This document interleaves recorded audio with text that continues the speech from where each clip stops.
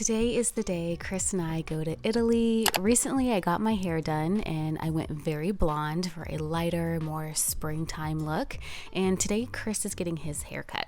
This is our first time going to Europe, so we're pretty excited and we wanted to do a little refresh, a little vacation beauty prep. So after haircuts, we went and got pedicures, and I gave myself a classic French gel manicure earlier that day, and I did a facial. So yeah, we're taking a 5 p.m. overnight flight. I wanted my skin to look hydrated and prepped for bedtime, so all that is check, and done. I didn't want to wear sweats to the airport, so I went for a linen pant and cotton top, just a little bit of a more elevated version of comfort. So we are packed, ready to go. This is my first time flying in a flagship first seat, which can lie fully flat, and I'm sharing all of the perks of this experience with you guys. As soon as we got through security, we headed to the flagship lounge and showed them our boarding pass, and we were given a lounge invitation to then take to the second floor where we could enjoy a complimentary buffet. The salad, meats and cheeses, pastas, proteins, and desserts. They had a lot of food available, and it was really good, actually. I never really know in a lounge how good the food is going to be, but this was top notch. And they also had an unlimited wine bar that was self-serve. That was really cool to see. I definitely loved all of the healthy options, but it was nice to get into some of the goodies as well. They had all types of different baked cookies and ice cream sundae and parfaits that were made with I don't know what, but yeah, the food was really, really good. And then I wanted to give you guys just a quick little sneak peek at the ladies' room as well, because I love when the doors actually go from ceiling to floor and provide full privacy. I just thought it was a nice bathroom, and I wanted to show you guys what it looked like. Pretty much standard otherwise. After a while, it was time to board, so we made sure to grab some C's chocolates for the flight crew and headed to our seats. I brought chocolate for the flight crew. Oh, thank you so much. You're very welcome. Do you know what seat you're in? I do. We were making our way to our seats, and Chris was seated right behind me, which was awesome. We both had window seats. This was the Boeing 787 jet, I believe, that's over 185 feet long, and it seats more than 240 passengers. 37 are in first class, and they're 21.9 inches in width, the seats, so they're extremely comfortable. I wanted to give you guys an idea of those dimensions. The flight attendants placed a padded blanket and pillow in each of the seats, and right now I'm just giving everything a quick wipe down. There's a storage bin to my right where one can connect headphones and use the remote for the entertainment system. There's a mirror and a pair of headphones. As I was buckling up, preparing for takeoff, I noticed another storage bin to my left, which is where I was able to store my purse. So that was awesome.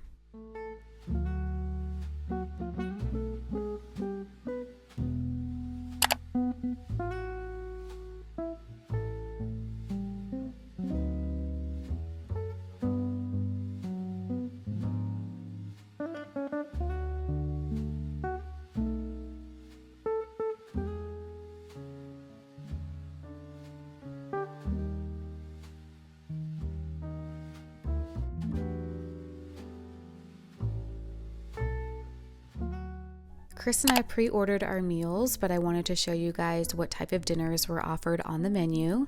You can pause the video if you'd like to see what each item is.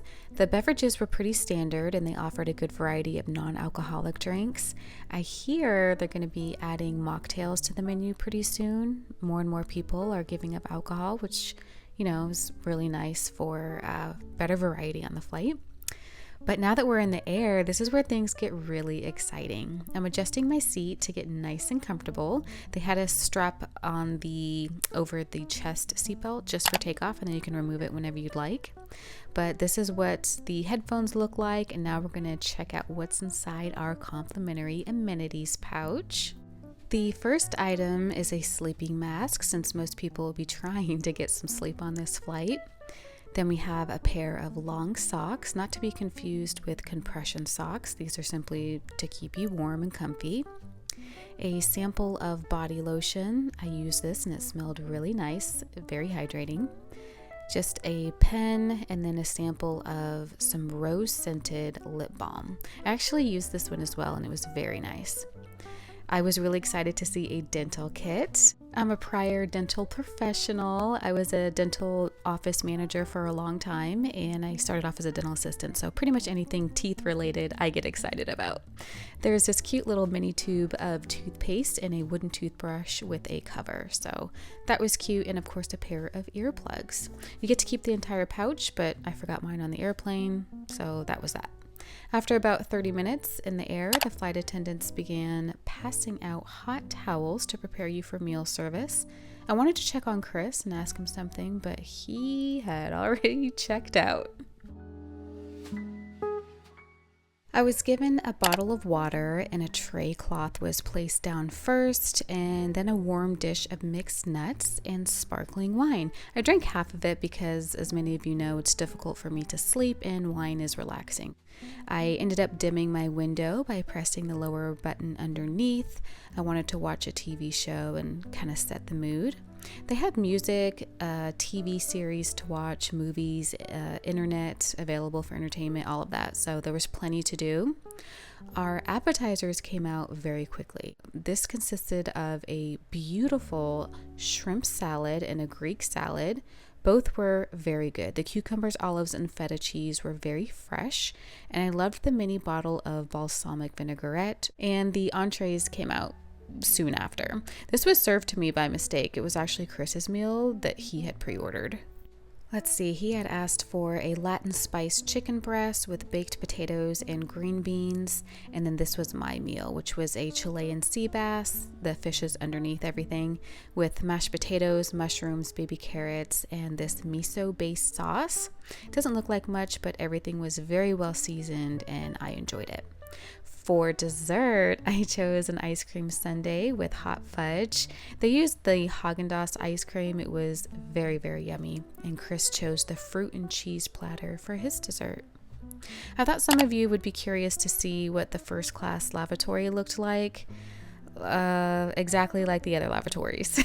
At least with American Airlines anyway, there's not really a big difference between the first class and regular bathrooms. I know with a lot of other airlines they have like nice soaps and smell good things, flowers, not American Airlines, but yeah. So it's time for bed now. I have placed my seat in its fully flat position and I'll see you guys at breakfast.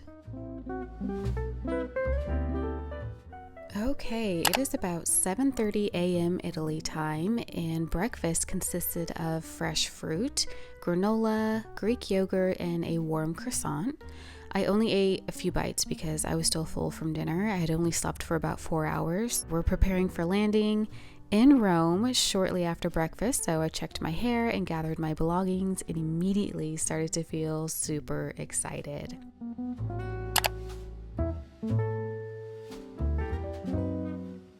Thanks again for the chocolates. Oh, Those of were course. amazing, by the Of way. course. Yeah. Yes. I told everybody who it was from. No problem. Of course. Now it's time for all of us to be crammed into the shuttle that was taking us to the airport, and the whole customs process was actually very quick and easy. I was surprised. Everyone lined up and chose an available column with a green light and scanned their passports. You just look into the camera and wait for access approval. The door opens and you walk through. Once you're on the other side of the scanners, you hand your passport over to a worker and they stamp it, and you're good to go. Very quick, simple, easy process. We only packed carry-on, so now it's time to get to our train. We bought tickets to Rome City Center. We just used the kiosk and they cost 14 euros each. It's a 30-minute train ride there, and a taxi would have cost 50 euros. Chris loves taking the trains. He enjoys the beautiful view and smooth ride. So this was just not only cheaper, but more practical and more enjoyable, really. We were smiling from ear to ear, and we were just so excited to see Rome, you guys. Once we arrived, we waited at the taxi stand outside of Rome's train station to get to the Airbnb. The driving here is absolutely chaotic. The streets are incredibly narrow. The cars drive incredibly close to people and other cars, and it was nerve-wracking to watch at first, and then you kind of get used to it. But yeah, look how close we were to the restaurant tables, to the people. I was freaking out for a while.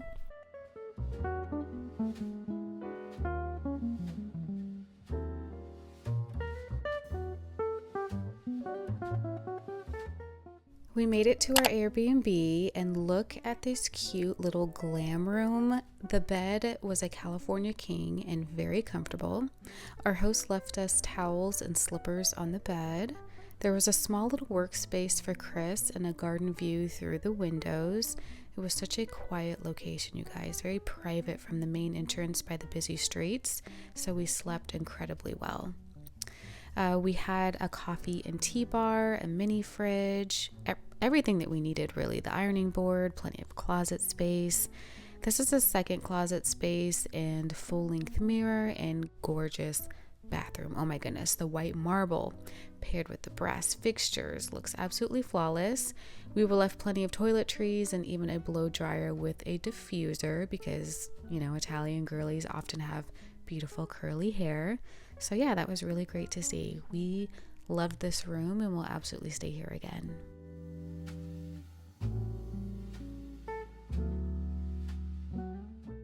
You guys, guess what was next door? You already know that our first stop was going to be a gelateria, and this one was conveniently located right outside the main entrance of our Airbnb. How lucky are we?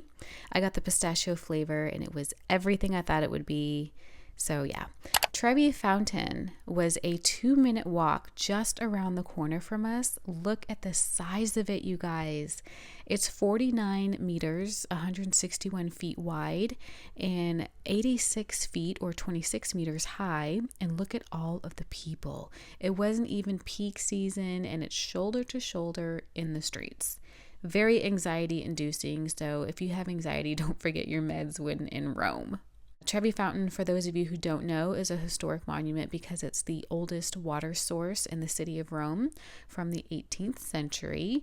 It was completed in 1762 and is simply breathtaking to gaze upon. The myth is when you look opposite of the fountain and throw a coin over your shoulder and into the water, you will surely return to Rome again. So cute little thing there. Another 7-minute walk brought us to the Pantheon, which is a Roman temple from 609 AD. It was burned down, then rebuilt a few times, but an incredible monument nonetheless. It's 142 feet in diameter and 71 feet tall. There are kings buried inside the Pantheon, but there's no entering the structure, so yeah.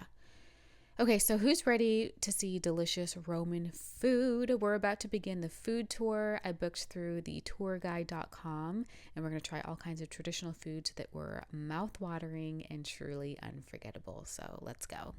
If you go to Naples, you go to Campania. Now we are in Latium. But the best butchers in Italy are from Norcia. Okay, so they have the best suppliers. Viola is the name of the family, and 1890 is the moment when they were born on the map of Rome. Okay? Today, the owner of this place is the grandson of the first owner. That was our guide. She was so funny and incredibly knowledgeable. We loved the tour with her. Chris and I couldn't believe how flavorful the meats and cheese were here. It's unlike anything we could have in the US. By the way, it's good luck to apparently touch that wild boar before entering, they said, so Chris did. But our guide explained the process of how the meat is treated and how long it's hung for, and it was very impressive. We tried salamis, prosciuttos, truffle flavored and wine flavored, and great cheeses too. They take their craft very seriously, and our guide said that these meat making professionals learned for years how to properly do things. It was so much fun to listen to their passion while tasting the food at the same time. A 10 out of 10 experience. Then we went to another local spot where we tried the traditional wine. Well, Chris and I had the juice, but everyone else tried the wine and their classic bacalhau, fried codfish. It was very light and simple, flaky, and really good. Chris and I noticed very quickly that the Romans' food is very simple, couple of ingredients, nice and fresh, but the flavor is out of this world. This next stop is what made me fall in love with Rome. It's the pasta, you guys. The pasta in Rome tastes like a completely different thing than what we're used to in the United States. The texture, taste, everything is elevated by 100. Our guide took us to another local restaurant and pre-ordered our group an appetizer, a main dish, and a meat course. So the first course was the cheese and the bread that came out. I thought it was pretty good. Some of the cheese was a little bit sweet. It was drizzled with honey. That was a traditional way, and yeah, it was good. Then the two pastas. My favorite was cacio e pepe, which is simply pecorino cheese and toasted black pepper. Literally had my eyes rolling in the back of my head. It was so delicious. And on the left was a ragu spaghetti with ham. Also really, really good. Then a meat came out. Maybe it was veal. I'm not sure. It was great as well. Simple and perfect in texture. Then gelato for dessert, and I ordered pistachio, and Chris ordered chocolate. This was located right next door. Such a great experience. I'm excited to do it again in a few days later in Sicily. All right, heading back to our Airbnb after a perfect day, I wanted to mention that we asked our guide why we don't feel so full and sluggish after eating pasta, and she explained that they cook their pasta al dente because when cooked longer, the glucose increases and that makes you feel that way, you know, that heavy feeling. I didn't verify that this was true, but I accepted it as fact coming from an Italian. But yeah, it's time to call it a night because tomorrow we're going on a 7-hour Rome in a day historic tour. So see you then. Today's tour started at 9 a.m. and our guide took us all around Rome to see the most popular sites. We're starting off with the Vatican museums, and I was in awe of everything. It was so overstimulating and overwhelming for me because there were many tour groups and it was packed inside. I did my best to film a few things I found particularly stunning, so I'll let you guys watch it for a moment and take in the details and the beauty. If you're somebody who's not into art, feel free to fast forward, skip ahead the video because there's a lot more delicious food on the way and you're not going to want to miss it.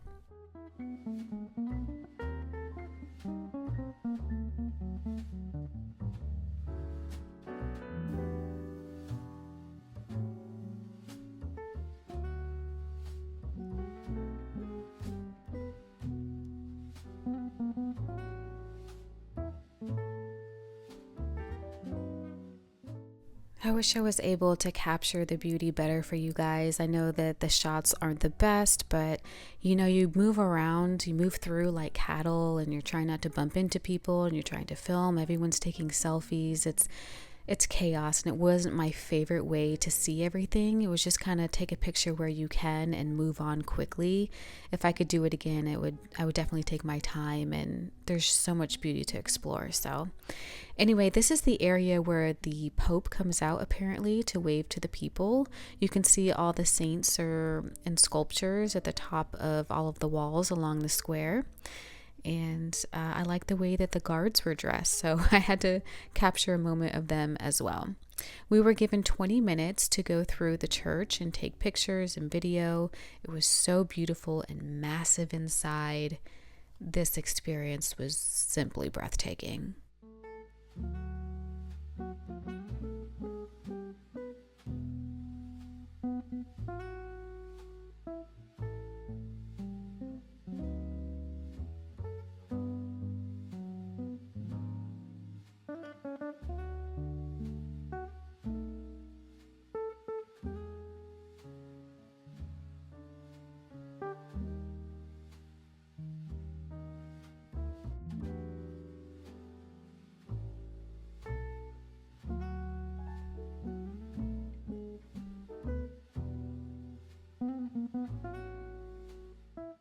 Okay, now it's time for lunch, and Chris and I had our eyes set on these sandwiches we saw earlier in the day. We're headed back that way to see if there's a long line or not. They looked so good and we couldn't stop thinking about it. We're passing one of the city fountains where you can fill your water bottles. Probably the best tasting fresh water I've ever had, and those fountains are all over the city, which is nice.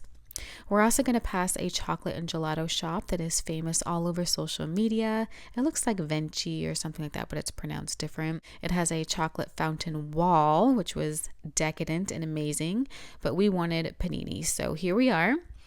They are so good, you guys. I ordered a prosciutto and arugula. It had a nice spreadable cheese inside. It had some herbs and spices, very, very good. And the bread was crispy yet soft. Chris ordered a chicken panini. It had a delicious sauce on it as well. Both were great. We really enjoyed them.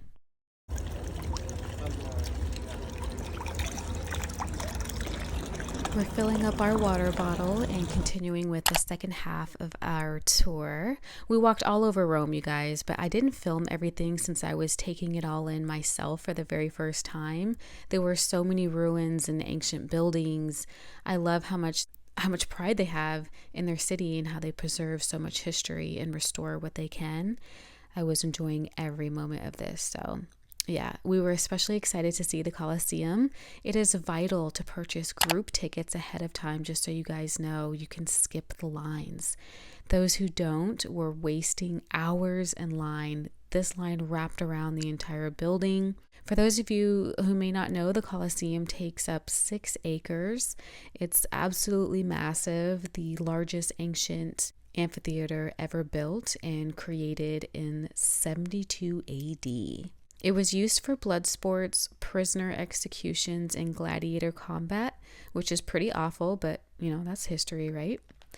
Being able to walk around and go inside and learn about it was such an experience that we'll never forget. Chris especially loves history and had the most wonderful time, and I loved seeing the joy in his face.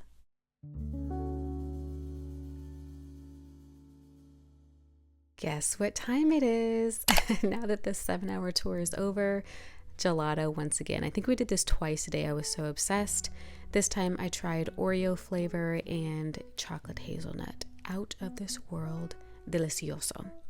We were exhausted, so we ended up taking a nap for a couple of hours. We refreshed ourselves, changed clothes, and we're headed to dinner. We wanted to go somewhere that wasn't so touristy.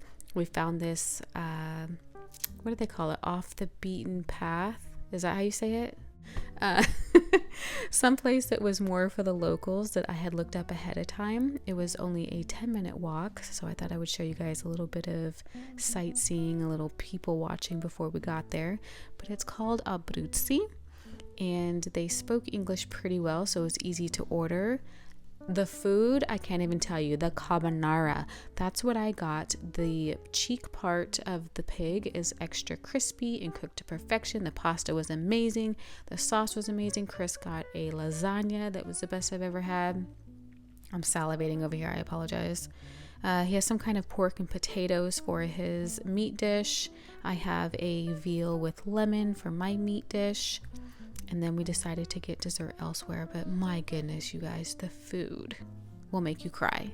After the 7-hour tour today, my hips and ankles and my knees and my lower back, everything hurts. The cobblestone is not even. I'm in pain. We went to the Airbnb and we took a nap for a little bit and then came to eat. Now we're gonna go walk it off, have some dessert, see what the nightlife is all about. The food is so light.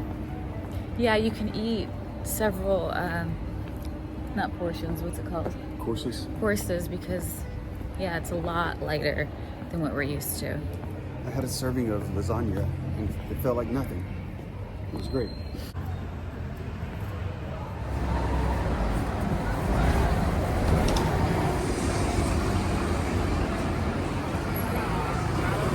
At first, we were so nervous to be walking down these random alleyways to get to different squares and different dessert shops because it's 10 o'clock at night, But this is very typical. Everybody's out. It's very safe.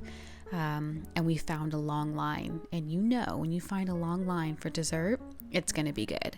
And it ended up being the tiramisu two sizes. The This is such a famous tiramisu spot.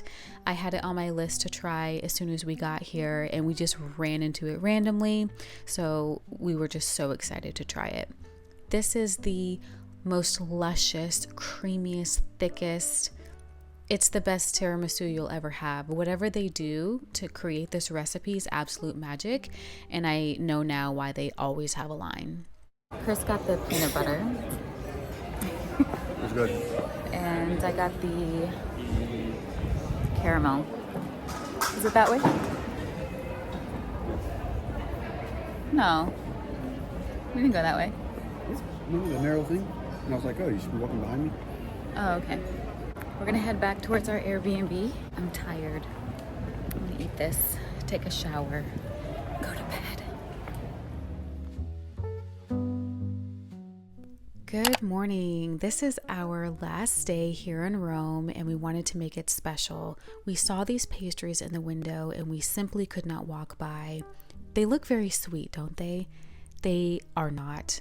Absolute perfection. The Italians know their pastries. They know how to balance flavor and texture and just how to make these pastries magical. Chris got this cream puff looking thing that again was not overly sweet. The cream was very much house made. The bread was airy and cloud-like, kind of like a donut. It just tasted like nothing I've ever had. Very, very good. And he got a second pastry because why not? You're on vacation, baby. He got a Nutella, that's what it's called, croissant. I got pistachio, shocker.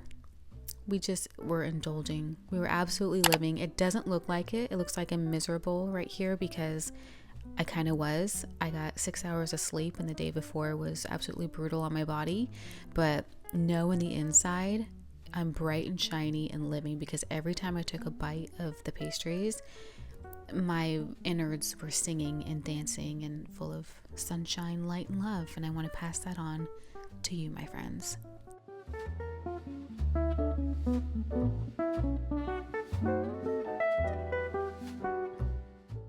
Can we take a quick moment and talk about how my hair is screaming for moisture? I wasn't able to pack all of my toiletries, so when we first arrived in Rome, we had to stop at the pharmacy and spend 117 euros on all these products. And it needed oil. I know that my hair looks terrible. It did the entire time we were in Rome, but it does get better. So stay tuned for better hair. In the meantime, focus on the pastries. That's what I'm doing.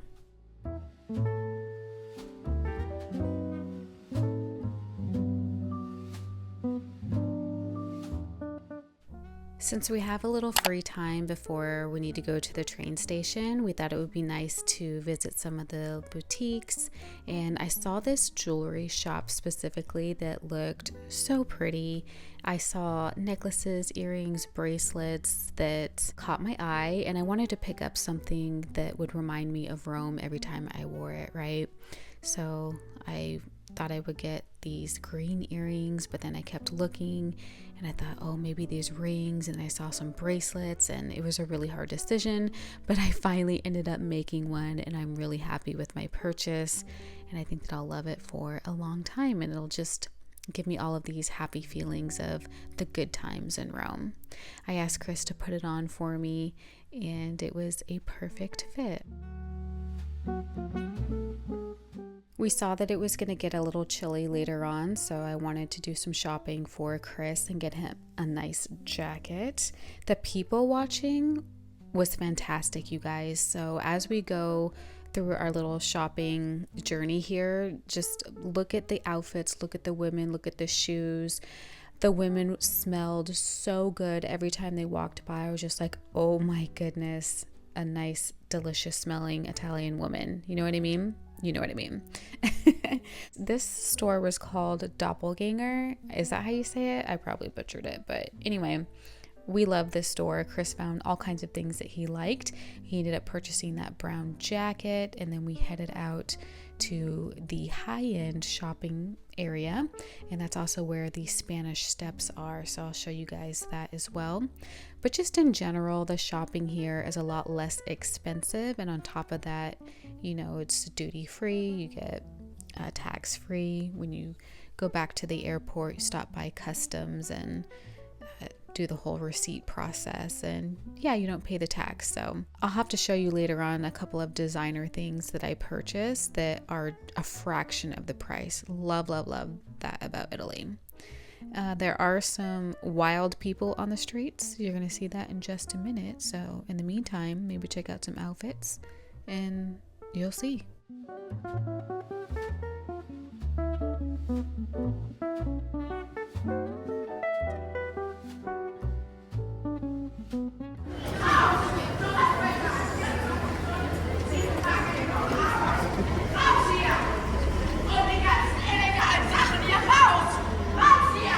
Questo è pazzo.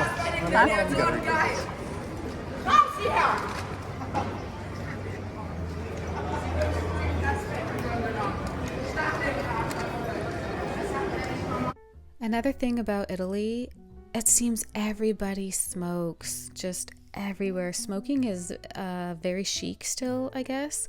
I just seen the most beautiful women lighting up after dinner, before dinner, kids, elderly. It's very common and terrible. It gives me a headache. I absolutely hate it. It smells bad and it like kills a whole perfume vibe. Like what are they doing? I don't know. But here we are approaching the Spanish Steps.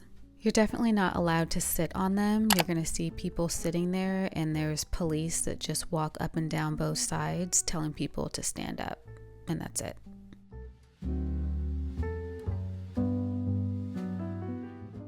It's pizza time. Everybody wants to know, is the pizza in Italy better? Is it that much different? Yes, it is. It's absolutely wonderful, out of this world. So good. This is a luggage storage place. I wanted to mention this place to you guys because if your Airbnb or your hotel doesn't allow you to check in until a certain time, and maybe your flight or train arrives much earlier, you don't want to be lugging your luggage around. So these places are very convenient and you'll find them everywhere. They charge a very small fee. It'll be like, $30 for 8 hours, or, $10 for 2 hours. You know what I mean? I don't know the exact prices, but it's very cheap and they're on these side streets everywhere. Very convenient. Okay, so now we're at the train station. We're going to be heading to Florence next. If you didn't purchase your train ticket ahead of time online, you can do so at the train station. You just need to make sure that you validate your ticket after purchasing. Otherwise, they will charge you a huge fee once you're on the train. Now, these are the high-speed, fast bullet trains. Very exciting, so much fun. They go almost 300 miles per hour. I can't wait to show you guys what Florence is like. It was our absolute favorite place, and I'll be showing you that next. I hope you enjoyed Rome. I'll see you in the next one.